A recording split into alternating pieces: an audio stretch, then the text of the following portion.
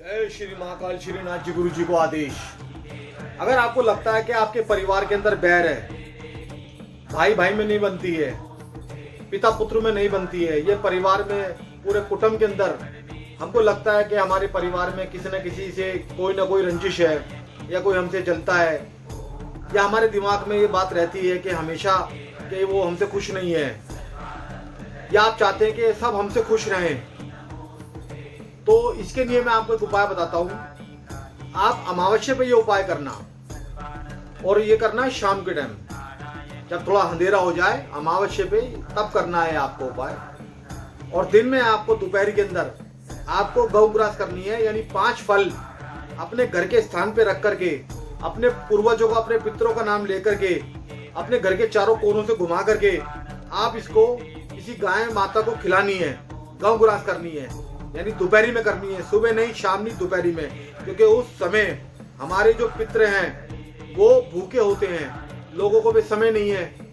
भाई ड्यूटी जाना है, काम करना है, और फिर बोलते हैं कि हमारा तो कोई सुनता नहीं है, हमारे पूर्वज पूजा पाठ हमको अरे समय भी तो है। जैसे आपका सुबह जाने का समय है, ड्यूटी जाने का समय है, आने का समय, ऐसे ही इन पितरों को मनाने का समय है। क्योंकि जो भी हमारे पूर्वज हैं, जो 5 तत्वों में जो धरती से गए हैं, जिनको अग्निमुख मिला है, जिनको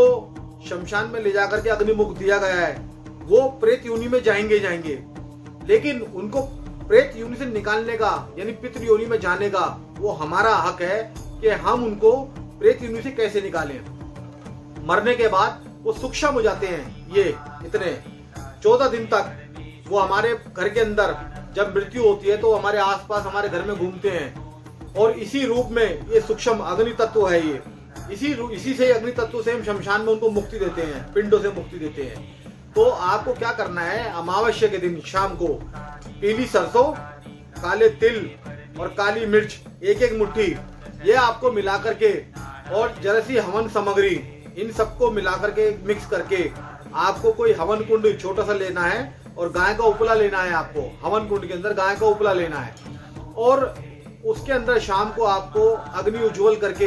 यानी भीमसेन कपूर डाल करके आपको अग्नि उज्ज्वल करके अपने स्थान देवता, इष्ट देवता, कुल देवता, ग्राम देवता, क्षेत्रफल देवता, वास्तु देवता, कोतवाल देवता, नगर सेन देवता, ये आप ध्यान रखना, क्योंकि सर्वश्रेष्ठ इष्ट होता है और सर्वश्रेष्ठ पितृ होते हैं। ये 2 चीजें अगर आपके परिवार के अंदर, आपके अंदर आप इनको मना लोगे, तो आपके ऊपर किसी भी तरह का तंत्र, जादू, टोना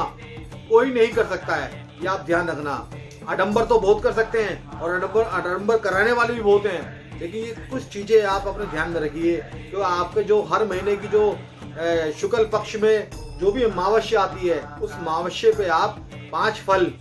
जरूर गाय को खिलाएं, अपने घर के स्थान पे रख करके, अपने चारों कोनों में से घुमा करके, अपने बच्चों को जो हाथ लगवा करके ये गौ ग्रास जरूर कराएं। ये कराने से आपके जो पितर हैं, जो प्रेत योनि के अंदर हैं, वो पितृ योनि मराएंगे। तो ये आप जरूर करना, इस कार्य को आपको लाभ मिलेगा। और ये जो हवन है, ये आपको शाम को करना है अपने घर में बैठ करके, और इस पे उज्जवल करके अग्नि को, और गांव के गोबर से इसको करके आपको, ये जो मैं आपको एक ओम बा भैरवाय विजय दही हुम फट स्वाहा, ये मंत्र है। ओम बा भैरवाय विजय दही हुम फट स्वाहा, ओम बा भैरवाय विजय दही हुम फट स्वाहा। इस मंत्र का आपको 108 बार जाप करना है, और आहुति आपको ऐसे देनी है, ये गौमुख आहुति है, ऐसे करके आपको ये आहुति देनी है इसमें बैठ करके। आपको इससे लाभ होगा, आप इसे करके देखिए। सर्वश्रेष्ठ अघोर तंत्र है ये।